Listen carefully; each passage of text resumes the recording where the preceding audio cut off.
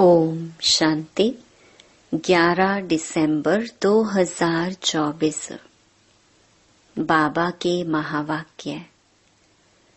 मीठे बच्चे, बाप का मददगार बन इस आयरन एजेड पहाड़ को गोल्डन एजेड बनाना है। पुरुषार्थ कर नई दुनिया के लिए फर्स्ट क्लास सीट रिजर्व करानी है। प्रश्न: बाप की फर्ज अदाई क्या है? कौन सा फर्ज पूरा करने के लिए संगम पर बाप को आना पड़ता है?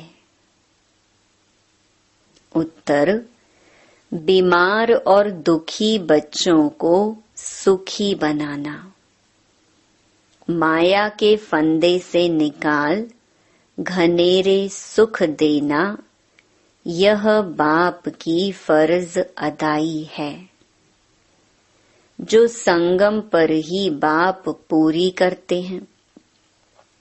बाबा कहते, मैं आया हूँ तुम सबका मर्ज मिटाने, सब पर कृपा करने। अब पुरुषार्थ कर 21 जन्मों के लिए अपनी ऊंची तकदीर बना लो। गीत: भोलेनाथ से निराला कोई और नहीं। ओम शांति। भोलानाथ शिव भगवानु वाच। ब्रह्मा मुख कमल से बाप कहते हैं, यह वैरायटी भिन्न भिन्न धर्मों का मनुष्य सृष्टि झाड़ है ना। इस कल्प वृक्ष अथवा सृष्टि के आदि मध्य अंत का राज बच्चों को समझा रहा हूँ। गीत में भी इनकी महिमा है। शिव बाबा का जन्म यहाँ है। बाप कहते हैं, मैं आया हूँ भारत में। मनुष्य यह नहीं जानते कि शिव बाबा कब पधारे थे, क्योंकि गीता में श्री कृष्ण का नाम डाल दिया है। द्वापर की तो बात ही नहीं। बाप समझाते हैं, बच्चे 5000 वर्ष पहले भी मैंने आकर के यह ज्ञान दिया था। इस झाड़ से सभी को मालूम पड़ जाता है। झाड़ को अच्छी रीति देखो। सतयुग में बरोबर देवी देवताओं का राज्य था। त्रेता में राम सीता का है। बाबा आदि मध्य अंत का राज बतलाते हैं। बच्चे पूछते हैं, बाबा हम माया के फंदे में कब फंसे? बाबा कहते हैं, द्वापर से। नंबरवार फिर दूसरे धर्म आते हैं, तो हिसाब लगाने से समझ सकते हैं कि इस दुनिया में हम फिर से कब आएंगे। शिव बाबा कहते हैं, मैं 5000 वर्ष बाद आया हूँ संगम पर अपना फर्ज निभाने। सभी जो भी मनुष्य मात्र हैं, सभी दुखी हैं, उनमें भी खास भारतवासी। ड्रामा अनुसार भारत को ही मैं सुखी बनाता हूँ। बाप का फर्ज होता है, बच्चे बीमार पड़े तो उनकी दवा दरमल करना। यह है बहुत बड़ी बीमारी। सभी बीमारियों का मूल ये 5 विकार हैं। बच्चे पूछते हैं, यह कब से शुरू हुए? द्वापर से। रावण की बात समझानी है। रावण को कोई देखा नहीं जाता, बुद्धि से समझा जाता है। बाप को भी बुद्धि से जाना जाता है।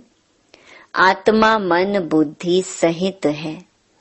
आत्मा जानती है कि हमारा बाप परमात्मा है। दुख सुख लेप छेप में आत्मा आती है। जब शरीर है तो आत्मा को दुख होता है। ऐसे नहीं कहते कि मुझ परमात्मा को दुखी मत करो। बाप भी समझाते हैं कि मेरा भी पार्ट है। कल्प कल्प संगम पर आकर मैं पार्ट बजाता हूँ। जिन बच्चों को मैंने सुख में भेजा था वह दुखी बन पड़े हैं, इसलिए फिर ड्रामा अनुसार मुझे आना पड़ता है। बाकी कच्छ मच्छ अवतार यह बातें हैं नहीं। कहते हैं परशुराम ने कुल्हाड़ा ले क्षत्रियों को मारा। ये सब हैं दंत कथाएं। तो अब बाप समझाते हैं मुझे याद करो। यह है जगत अम्बा और जगत पिता। मदर और फादर कंट्री कहते हैं ना। भारतवासी याद भी करते हैं, तुम मात पिता हम बालक तेरे, तुम्हारी कृपा से सुख घनेरे तो बरोबर मिल रहे हैं। फिर जो जितना पुरुषार्थ करेंगे, जैसे बाइस्कोप में जाते हैं, फर्स्ट क्लास का रिजर्वेशन कराते हैं ना। बाप भी कहते हैं चाहे सूर्यवंशी चाहे चंद्रवंशी में सीट रिजर्व कराओ, जितना जो पुरुषार्थ करे उतना पद पा सकते हैं। तो सब मर्ज मिटाने बाप आए हैं। रावण ने सबको बहुत दुख दिया है। कोई भी मनुष्य की गति सदगति कर ना सके। यह है ही कलयुग का अंत। गुरु लोग शरीर छोड़ते हैं, फिर यहाँ ही पुनर्जन्म लेते हैं, तो फिर वह औरों की क्या सदगति करेंगे। क्या इतने सभी अनेक गुरु मिलकर पतित सृष्टि को पावन बनाएंगे। गोवर्धन पर्वत कहते हैं ना, ये माताएं इस आयरन एजेड पहाड़ को गोल्डन एजेड बनाती हैं। गोवर्धन की फिर पूजा भी करते हैं, वह है तत्व पूजा। सन्यासी भी ब्रह्म अथवा तत्व को याद करते हैं, समझते हैं वही परमात्मा है, ब्रह्म भगवान है। बाप कहते हैं यह तो ब्रह्म है। ब्रह्मांड में तो आत्माएं अंडे मिसल रहती हैं। निराकारी झाड़ भी दिखाया गया है। हरेक का अपना अपना सेक्शन है। इस झाड़ का फाउंडेशन है भारत का सूर्यवंशी चंद्रवंशी घराना। फिर वृद्धि होती है। मुख्य हैं 4 धर्म।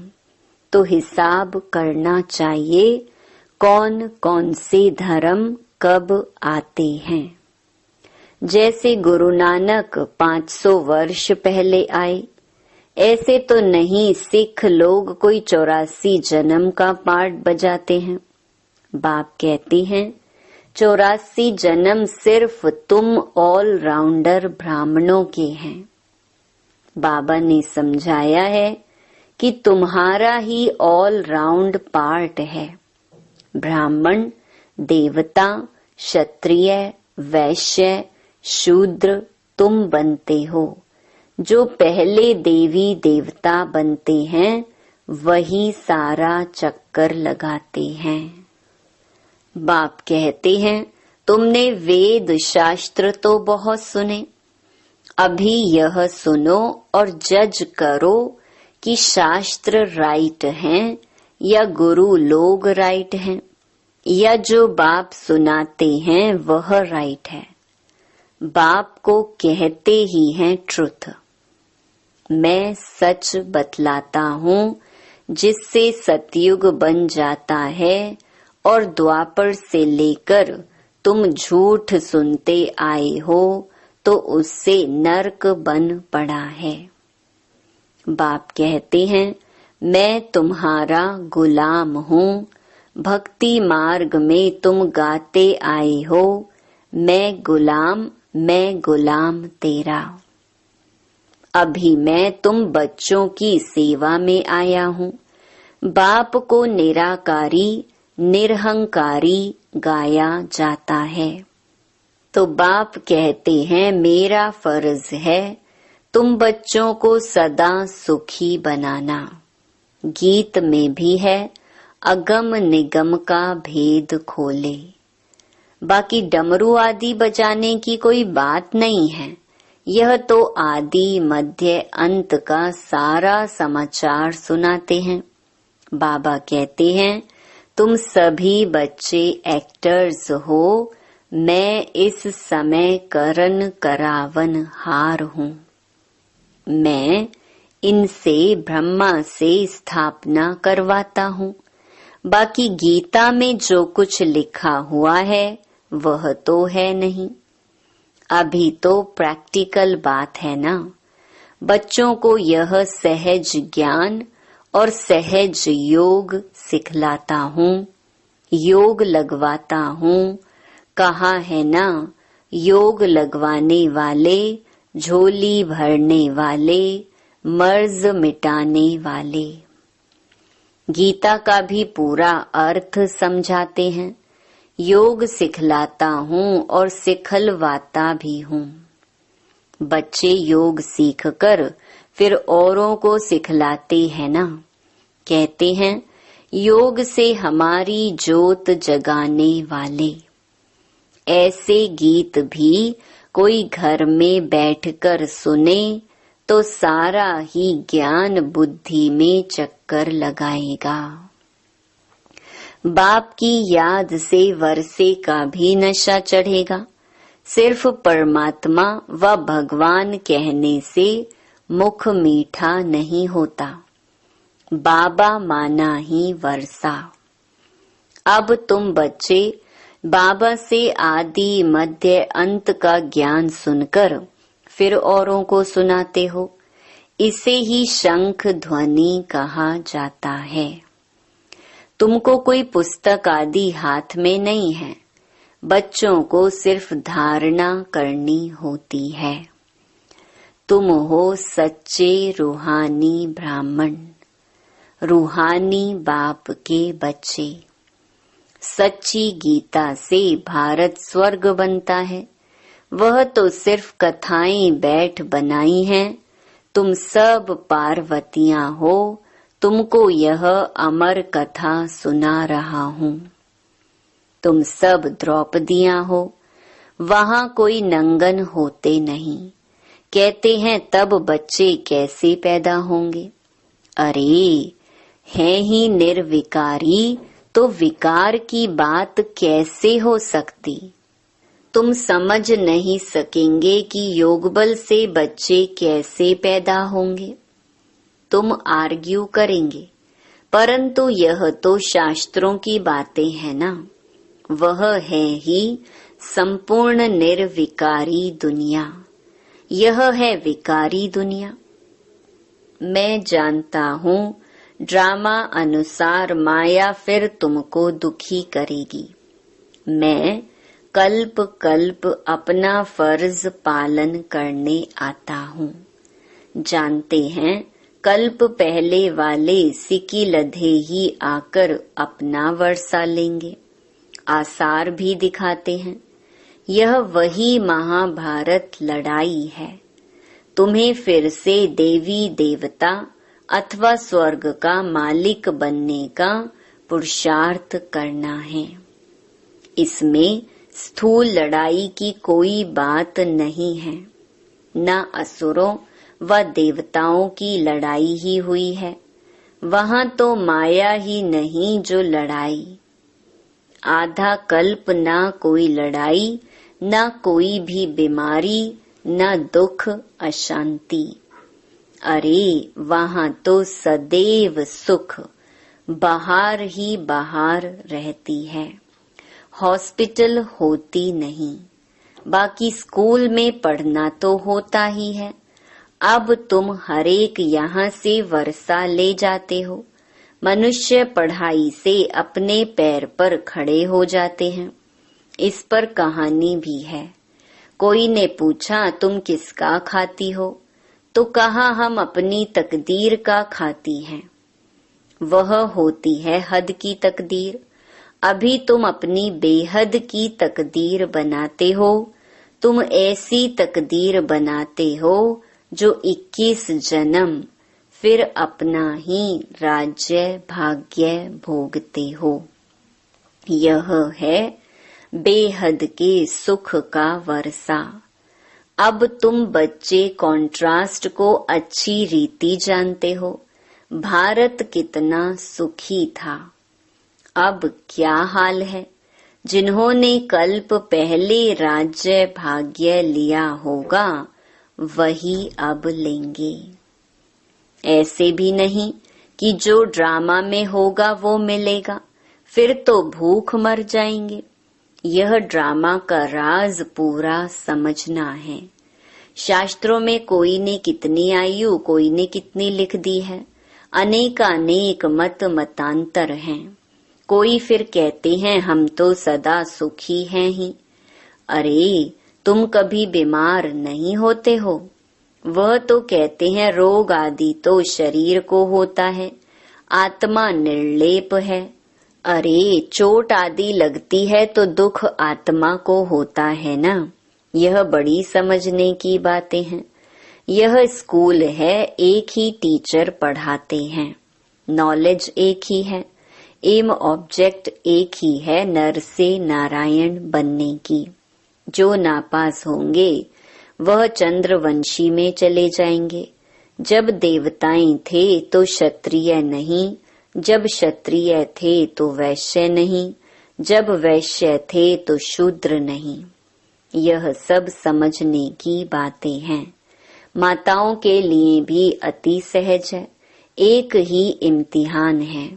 ऐसे भी मत समझो कि देरी से आने वाले कैसे पढ़ेंगे, लेकिन अभी तो नए तीखे जा रहे हैं, प्रैक्टिकल में हैं। बाकी माया रावण का कोई रूप नहीं। कहेंगे इनमें काम का भूत है, बाकी रावण का कोई बुत व शरीर तो है नहीं। अच्छा, सभी बातों का सैक्रीन है मन मना भव। कहते हैं मुझे याद करो तो इस योग अग्नि से विकर्म विनाश होंगे। बाप गाइड बनकर आते हैं।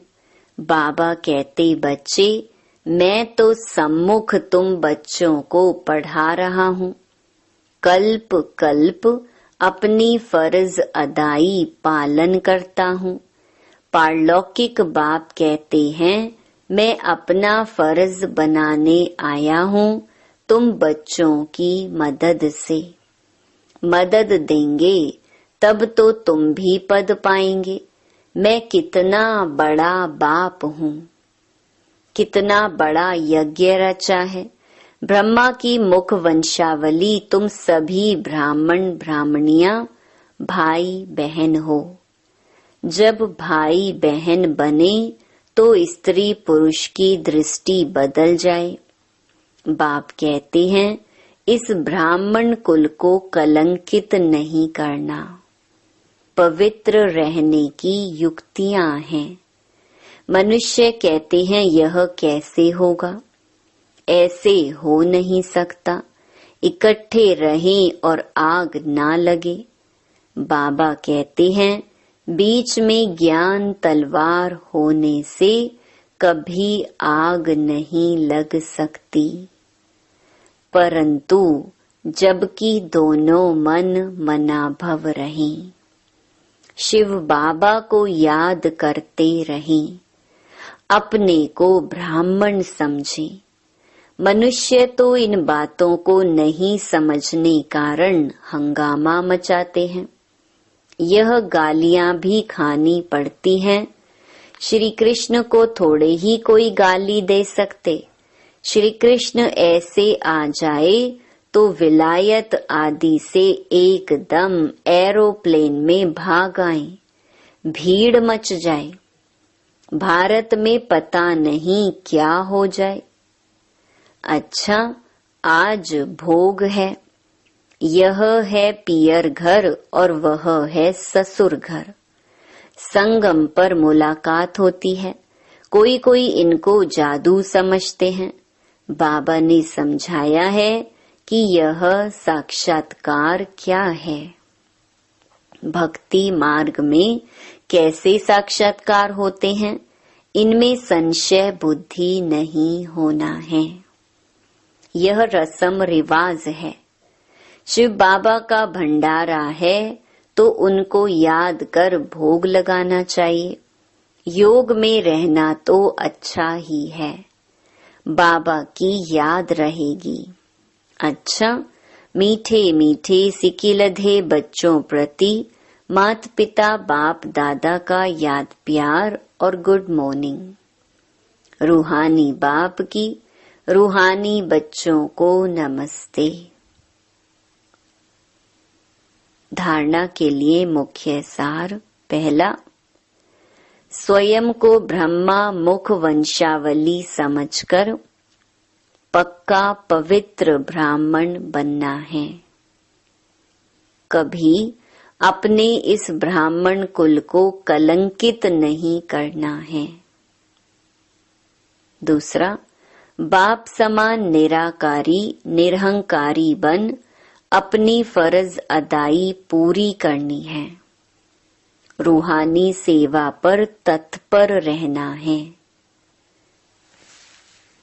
वरदान, स्नेह की शक्ति से माया की शक्ति को समाप्त करने वाले संपूर्ण ज्ञानी भव। स्नेह में समाना ही संपूर्ण ज्ञान है।